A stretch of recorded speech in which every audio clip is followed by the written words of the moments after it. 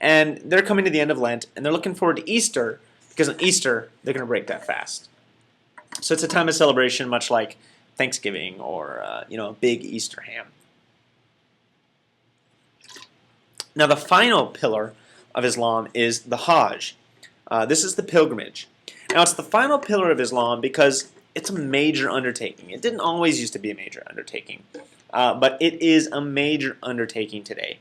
And the Hajj is a pilgrimage to Mecca in Saudi Arabia.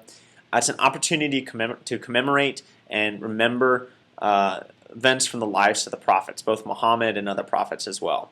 It is a serious undertaking, and it's the greatest undertaking in a Muslim's life.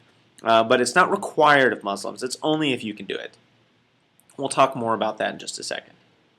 As I mentioned, prayer is a central tenet to the Muslim life. Again, Islam is a recited religion, spread by speech and sound, and in this case, even bodily action. Okay, people pray with their whole bodies. That picture right in the middle there shows 3 different positions in Muslim prayer. You see 4 people standing in the picture. You see one guy totally with his head down. You see that in a couple other pictures. You see a guy on his way down. You might also see someone sitting. You might see people rock from one side to the other side in some photos. Muslim prayer is something done with the whole body. It's also oriented. These people are all facing the same direction, not because that's where they said, do you want to face this way today or that way today? Okay, great, let's face that way. No, they face towards Mecca, which is that picture there on the far right, that kind of pinkish picture. This is the Kaaba in Mecca. During the pilgrimage, during the Hajj, you see all these little kind of white specks in and around the buildings. These are people doing the prayers in Mecca during the Hajj, during the pilgrimage. Now, all people, all Muslims throughout the world who pray the salats, they are praying towards Mecca every single time they pray, because this is the central gathering point of their faith. And so they all pray towards Mecca. On the prayer rug to the left, you can see what some call a Mecca finder. It's kind of a compass that's geared towards Mecca. So no matter where you are, whether you're in the parking lot of Walmart or in your own home or you're in the mosque, you can roll out this prayer rug and you can face towards Mecca. You can see the guys there at the bottom. They're not in a mosque. They don't have the availability of that mosque, so they have their rug and their Mecca finder there, and they know which way to face to go towards Mecca. I saw this firsthand with some Muslim students at the University of California, Irvine. I was there giving out hot cocoa and coffee during final crunch time at UCI, and I met a group of Muslims who came out for prayer, evening prayer, and they all faced one direction. Now, not all of them had rugs, but one guy did have a small compass, a Mecca finder, and he said, well, this is the direction of Mecca, let us kneel that way, and they did their prayers. I want to read a quote to you from Stephen Prothero, pages 30 through 31 of this text, God is Not One, where he describes the 5 daily prayers. He writes, the 5 daily prayers of Salat, said aloud at dawn, sunset, and night, and in silence at noon and in the afternoon, are repeated in Arabic precisely as they have been for centuries, starting with Allahu Akbar, God is great. Worshippers then bless and exalt Allah above all pretenders. They call Muhammad his prophet and messenger. They ask for peace upon the righteous servants of Allah. They offer blessings to angels. They ask Allah to bless Muhammad and the people of Muhammad, just as God has blessed Abraham and the people of Abraham. They then recite the most common of Muslim prayers, the Lord's Prayer of Islam, you might say, which comes from the first and most popular surah or chapter of the Quran, known as the Fatiha. It goes, in the name of God, the merciful, the compassionate, praise belongs to God, Lord of all being, the all-merciful, the all-compassionate, the master of the day of doom. Thee only we serve, to thee alone we pray for succor. Guide us in the straight path, the path of those whom thou hast blessed, not of those against whom thou art wrathful, nor of those who are astray. So it gives you a little more information and some of the words of Muslim salat, or prayer. I also want to describe a little bit of the Hajj. We're not going to go through this in detail, but essentially the Hajj, the greatest undertaking in the Muslim life. On average, I mean, this is a major thing. It costs at least $7,500 per person for an 18-day full Hajj experience.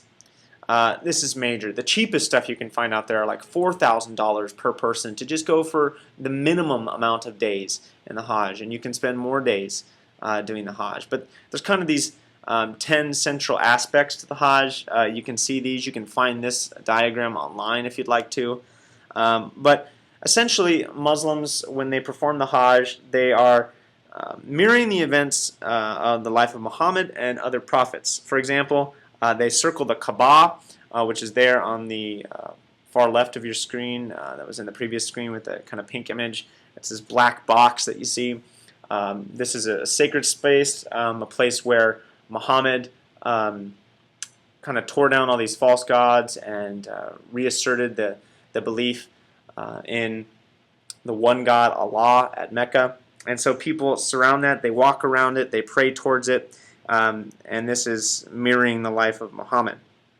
Now they also do this running sequence, remembering how Hagar ran from where Ishmael was to the well of Zamzam, where Ishmael was provided for in the desert after he was cast out by Abraham. And so they run back and forth several times to mimic this. They also throw stones at a major pillar, and this is throwing stones at the devil is what it's supposed to mimic. And you're throwing stones at the devil, remembering how the devil tempted Abraham when he was asked to sacrifice Isaac. Okay, so those are some of the actions of the Hajj. We won't go too deep into them because it would take a lot of time, but it's something it's mimicked not only in your words and in your thoughts, but in your actions as you move from Mecca to Mina to the plains of Arafat, and back to Mina and back to Mecca, and then even back home. Now there are other visible expressions of Islam, particularly halal foods and actions and Sharia law. Again, remembering Dr. Shahada's quote that Islam is a complete way of life. These are things that judge even the minutest aspects of the Muslim life. Halal rules, some of the more notable ones, particularly ones for Christians who are interacting with Muslims or Westerners who are interacting with Muslims. They may not know this, but Muslims don't eat pork. That's one of the halal rules. They also aren't supposed to eat lard-based baked goods. So when a Muslim neighbor moves into your community and you take over your best loaf of bread and it was made with a lard base, such as oil or butter or margarine or whatever that might be based on lard, you present it to them. Don't be offended if they turn you away or if they take it and seem to smile politely and look like they don't like your fruitcake. It's not that they don't like it, it's just that they can't eat it based on their halal prescriptions. You also would not want to, extend a hand of greeting to a pious Muslim to come over and enjoy your Christmas ham with you. Okay, they will politely decline, or if they do come, they won't eat your ham or come over for bacon at breakfast. Okay.